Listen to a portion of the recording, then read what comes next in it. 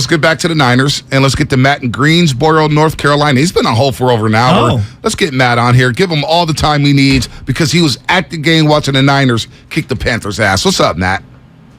Good morning, guys. I love your show. Thank you. Thank you. I was at the game. I've got to give it out to the faithful. They really showed up down there. Nice. The whole place was red. It was like it was SoFi Stadium. It was so red. Nice. What'd you think of the 49er defense? Man, they came up big. There wasn't a lot of pressure. It seemed. I DVR'd the game and came home and watched it to get another perspective. Mm-hmm. It didn't seem like early that there was as much pressure on Baker Mayfield, and I think it was basically they were just back there covering. And we got shut down corners. We've got shut down secondary. It's just it's a great defensive team. It's a good effort.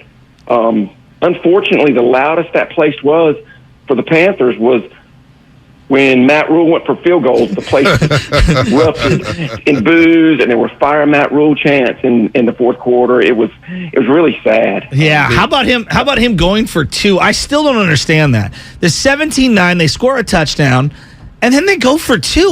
What's the math behind that? Yeah, no idea. Matt, are you going out to Atlanta to check out the Falcons game?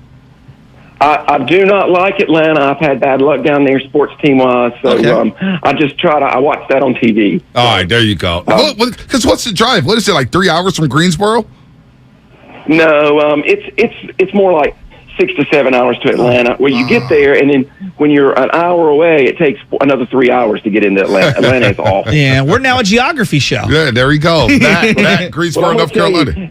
Go ahead, Matt. At that, when you watch the broadcast, the upper deck at Bank of America looked like there were a lot of Panthers fans in the upper deck, but the chairs are all blue. So it was empty seats looking blue. It's Gotcha. sad because they're not the Rams and the Seahawks, so I don't hate the Panthers. They're a hometown team, but it's just sad. Yeah. They have no hope right now. It sounds like Matt Rule could be out quick. Matt, thanks for the phone Baker call. looks Thanks for terrible. waiting. Baker looks terrible, but how good is this Niners defense? And one thing I wanted to see in the second half was how would the Niners score points?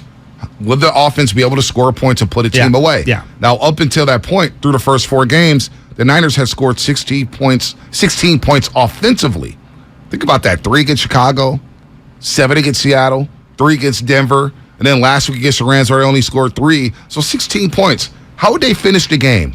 And I thought they finished the game very well offensively, riding Jeff Wilson Jr., timely throws by Jimmy Garoppolo. And again, when you convert 12 of your last 24 third downs in the last 2 games like the Niners did, they were 5 of 12 against the LA Rams on Monday night, 7 of 12 last night.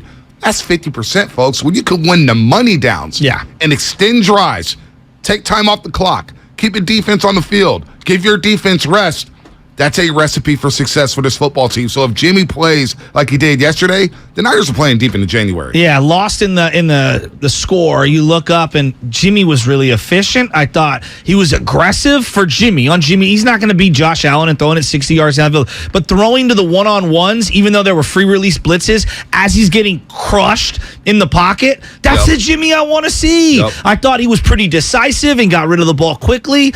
He found the open guy on third down, even if it was under the sticks like Jennings and Juszczyk, and gave those guys opportunities to make plays downfield. Right. Quietly, this offensive line has looked really good. Look, they're blowing holes open for Jeff Wilson Jr., 17 carries, 120 yards. And then I look at the defense, and you talk about that secondary, the guy who just called in from Charlotte. I mean, their secondary, I counted 6 pass breakups. I could be wrong there. I can't remember 2 pass breakups by these DBs in the last 2 decades, and yet, it stings that Emmanuel Mosley's out. Charvarius Ward, I mean, he has been an unbelievable signing for this team. 3 years, $40 million, and it feels like he's underpaid.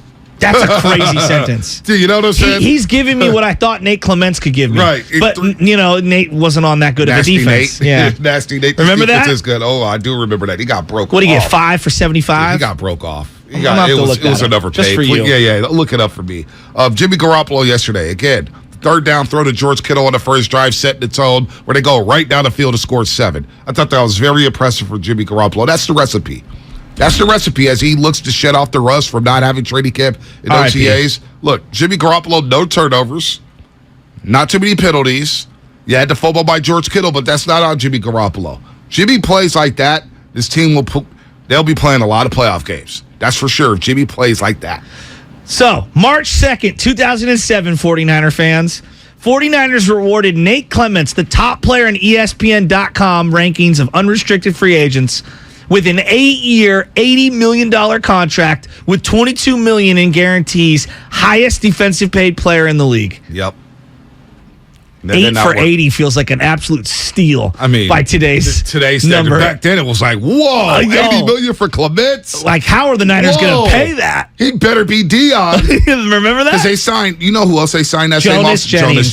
Who They was signed terrible. Jonas Jennings. Buffalo Bills. Both of them were Bills, right? Yeah, Did Clements come from Buffalo? Jennings played like 5 games for the Niners. He was terrible. He was not good. He was not good at all. Not good at all. You know who's playing really well right now as well, and you referenced this earlier, and we got to bring it up. The linebacking play for this team has been spectacular. You can give credit to the guys up front on the D-line opening it up, but it feels like the speed and the decisiveness and the wrapping up. I mean, there was a hit yesterday by Dre Greenlaw. I just assumed it was going to be a personal foul. Yeah. I think he hit DJ Moore. He timed it perfectly. No doubt. I mean, that was a boom, boom layout. No doubt. I mean, look, Jeff Wilson Jr. is playing well. The linebackers are playing well. Jeff Wilson Jr. looks like he has juice, 17 carries, 120 yards, great. And a touchdown in his defense. Last week we were talking about this defense. Early on, they're going to have to carry the offense. And I thought at times yesterday they carried the offense and carried the football team. If this defense wants to be great, they have to turn you over and score. Yeah. And for back-to-back weeks, you get the Hufanga pick 6. Yesterday, right before halftime with the game. Look, it shouldn't have been a 10-3 game. I'm not going to nitpick. Special teams got to be better. You get the field goal blocked. That's unacceptable. How does that happen? But Emmanuel Mosley with the pick 6, bringing it back 41 yards with his family in town, that was pretty cool. So when you want to become a great defense, like the Niners are trying to, they lead the league in sacks with 21. Drake Jackson popped late in that game. You turn the ball over and you go score. That's what the Ravens did back in 01. That's what the 85 Bears did. That's what the 02 Bucks did. You think about all the great defenses in NFL history. They turned you over, and they turned you over and scored. And so far this season, the Niners defense has been scoring, especially the last 2 weeks. So I love that development with this defense. And I'm just looking at the NFC West, mostly being out, it feels like for the year, that's going to be that's a big loss. That's a huge loss. It's a big loss. You can't sugarcoat that. But you got to get Bosa back, right? You got, whether it's 1 week, 2 weeks, maybe you give him the next 2 off and the bye week, that would give him 3 weeks, and maybe him and Trent are returning simultaneously on both sides of the ball. He's got to be healthy for this team to make any impact in the playoffs. Like, they've got to be healthy, absolutely. I just love that the playmakers all touched the ball yesterday. Yeah, the playmakers touched the ball. A lot of targets for Debo, 9 targets, only 2 catches. I don't like the efficiency there. J.C. Horn was on him. It was on him. I want to see Ayuk a little more involved. Again, 3 catches, 58 yards. You saw Jawan Jennings break some tackles, make some plays. George Kittle being force-fed. This offense all of a sudden is looking a little more diverse. Again, I could use one more playmaker. I know they tried to throw the ball deep to Danny Gray. Wasn't a pretty deep ball. Yeah. It's all good. I'd like to see them throw him the ball underneath to set up the deep ball. Right. Like, if we're nitpicking, right? Like, if we're nitpicking. But, look, at least Jimmy's ripping it downfield. He is. I mean, he made the throw to Kittle early on in the game. Was a really nice throw near the sideline. He gave his guy a chance to make a play. And then I was more impressed with the Tevin Coleman play. Right. Free blitzer. He's got the guy going to blast him, and he throws it all the way up and over. Okay, Coleman doesn't make the catch. No loss. You don't take a sack. But he does make the play near the sidelines. And it's like, yes, Jimmy, throw it downfield. Listen, Jimmy, and people are saying, well, the playmakers made plays. It wasn't Jimmy. Well, they drop balls, too. Part of being a great quarterback, or part of being a quarterback in the NFL, I'm not going to say great. Part of being a good quarterback in the NFL is giving your playmakers a chance to make plays. And identifying the matchups. I was seeing Brady and Mike Evans yesterday. Mike Evans getting double. Brady laid it out there anyway, saying, go get that bat. Joe Burrow, Sunday Night Football, Jamar Chase, Marlon Humphreys all over him. Yeah. Joe Burrow underthrow. Hey, I'm going to give my playmaker a chance to make a play. That's all we can ask for Jimmy. And yesterday, throughout the game, I don't care how bad Carolina offense is, their defense is legit. Yeah. Carolina's got a defense. Brian Burns is a stud. I told you, he's a stud. Just watch Brian Burns. He's a stud. How quick he gets off the football. I mean, dude, he's a stud. Unbelievable. He's a stud. Give your playmakers a chance to make plays. Jimmy did that yesterday, and you walk out with a 37-15 win. 37-15. Was it Corey Littleton is on Carolina? I know he's bounced around. He's solid. Yeah. They've got a couple solid pieces, but my overall takeaway is that the Niners business-like win. The injuries are going to loom over them. Right. If Jimmy can continue to build off how he's played the last couple of weeks, right, Niners are in a great spot. For the 4th time. Great spot. And they're trying to sweep the East Coast road trip again. You saw the little graphic of all the miles they travel and how they stay at the Greenbrier or whatnot. So, Look, a very business-like win for this team. We'll see how they get over the injuries. Hopefully, some of these guys can start to come back because the list is getting longer and longer and longer when it comes to injuries. Speaking of